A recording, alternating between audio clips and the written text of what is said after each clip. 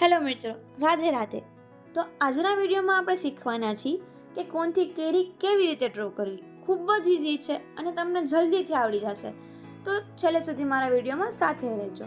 તો ચાલો આપણે સ્ટાર્ટ કરીએ કે કેરી કેવી રીતે ડ્રો કરવી. સૌથી પહેલાં તમારે એક વેવી લાઇન ડ્રો કરી લેવાની છે. જેવી રીતે હું અહીંયા કરું છું એવી જ રીતે આપણી વેવ્સવાળી આવશે. અને જ્યાંથી તમે સ્ટાર્ટ કરી છે ત્યાંથી જ તેને તેના એન્ડ પોઈન્ટ સુધી જોઈન્ટ કરી દેવાની છે. અને આગળથી એક સ્પાઇરલ ડ્રો કરી દેવાનું છે, એટલે તમારી કેરી રેડી છે. આ છે નોર્મલ મેથડ. એન્ડ આવી ઘણી બધી મેથડ છે જેનાથી તમે અલગ અલગ રીતે કેરી ડ્રો કરી શકો છો. તો મારી ચેનલને સબસ્ક્રાઈબ કરી લેજો અને ફોલો બી કરી લેજો. અને આગળના વિડીયોઝ જો તમે ના જોયા હોય તો તેની લિંક તમને નીચે ડિસ્ક્રિપ્શનમાંથી મળી જશે, જ્યાંથી તમે જોઈ લેજો. તો હવે આપણે ઊંધી સાઈડથી કેરી કેવી રીતે ડ્રો કરવી એ શીખશું. તો ચાલો હવે હું તમને શીખવાડું કેવી રીતે ડ્રો કરવું. તો સૌથી પહેલાં છે એને આપણે અહીંયા ઊંધો એકડો દોરવાનો છે. જો ઊંધો એકડો કરી નાખ્યો અને જેટલો એનો સ્ટાર્ટિંગ પોઈન્ટ વળાંકવાળો હશે એટલી જ તમારી કેરી સારી બનશે. અને જ્યાંથી તમારો સ્ટાર્ટ પોઈન્ટ હતો ત્યાંથી એને એન્ડ પોઈન્ટમાં જોઈન્ટ કરી દો. તો આ તમારી ઊંધી કેરી થઈ ગઈ છે.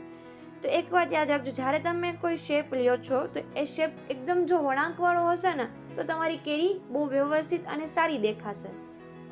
તો ચાલો હવે આપણે બીજી અલગ અલગ મેથડ્સ જોઈએ કે કેવી રીતે આપણે અલગ અલગ રીતે કેરીને ડ્રો કરી શકે છે. આમાંથી તમને જે ઇઝી લાગે એ મેથડથી તમે કેરી ડ્રો કરી શકો છો.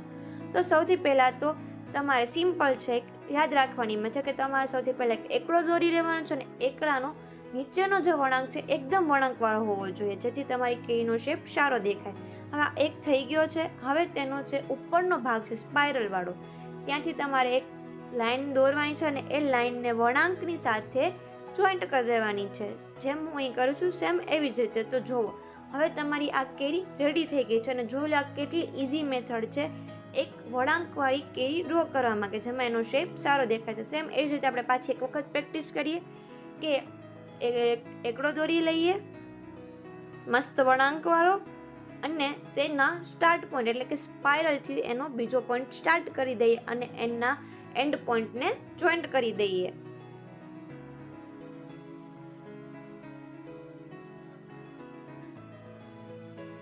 તો આ તમારી કેરી રેડી થઈ ગઈ છે. તો આ હતી સૌથી ઇઝીએસ્ટ મેથડ અને જલ્દીથી યાદ રહી જાય તેવી મેથડ. હવે છે જો તમે એમાં થોડાક એડવાન્સમાં જાઓ તો તમારે એક સિમ્પલ એક વેવ દોરી લેવાની છે અને વેવને પોઈન્ટથી એના એન્ડ પોઈન્ટ સાથે વળાંકમાં જોઈન્ટ કરી દેવાની છે. જો આવી રીતે. તો થઈ ગયું ઇઝી. અને આગળથી એક સ્પાઇરલ ડ્રો કરી દો એટલે તમારી કેરી રેડી થઈ ગઈ છે. જો કેટલું ઇઝી છે, રાઈટ? તો આવી રીતે તમે ઘણી બધી રીતે કેરી ડ્રો કરી શકો છો. અને એક વાત યાદ રાખજો મિત્રો, જેટલી તમે પ્રેક્ટિસ કરશો એટલી જ તમારો હાથ વળશે. અને જેટલો તમારો હાથ વળશે એટલી જ તમારી મહેંદી ક્લિયર અને સારી થશે. તો ઓલવેઝ પ્રેક્ટિસ કરવાનું રાખજો, તો તમને જલ્દીથી આવડશે. હવે આપણે શીખીએ ઊંધી સાઈડથી કેરી કેવી રીતે ડ્રો કરી. તો સૌથી પહેલાં તમારે ઊંધો એકડો ડ્રો કરી લેવાનો છે. જેમ આપણે સવડી કેરીમાં સવડો એકડો કર્યો તો ઊંધી કેરીમાં ઊંધો એકડો ડ્રો કરવાનો છે. તો હવે જે આપણે એકડો ડ્રો કર્યો છે અહીં તમારે એન્ડ પોઈન્ટથી સ્ટાર્ટ પોઈન્ટને જોઈન્ટ કરવાનો છે. મતલબ કે ઊંધી સાઈડથી તમારે લાઈન ચાલુ કરવાની છે અને એની સ્પાઇરલવાળી લાઈનને ટચ કરી દેવાનું છે. તો થઈ ગયો ને કેરી. તો પાછી આપણે એક વખત પ્રેક્ટિસ કરીએ એની. પહેલાં એક ઊંધો એકડો દોરી લો. એ બી મસ્ત વળાંકવાળો, જેટલો તમારો એકડો હશે એટલી તમારી વળાંકવાળી સરસ કેરી થશે. અને એની એક લાઈનને આવી રીતે બનાવી દો.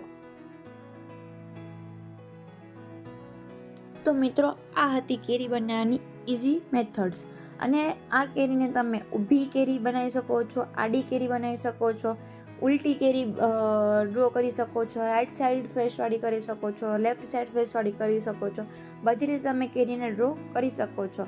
એટલે તમારું જે ડિઝાઇન્સ છે એ તમને ફાવી જાય. હું તમને પહેલેથી જ કહું છું કે તમે લોકો ઓલવેઝ પ્રેક્ટિસ રાખજો. જેટલી તમે પ્રેક્ટિસ હશે એટલો તમારો હાથ વળશે.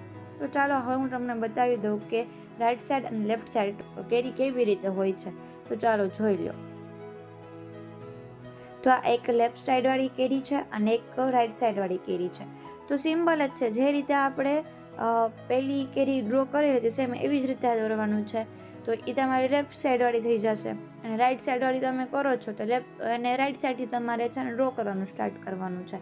તો ઇઝી છે અને સિમ્પલ છે.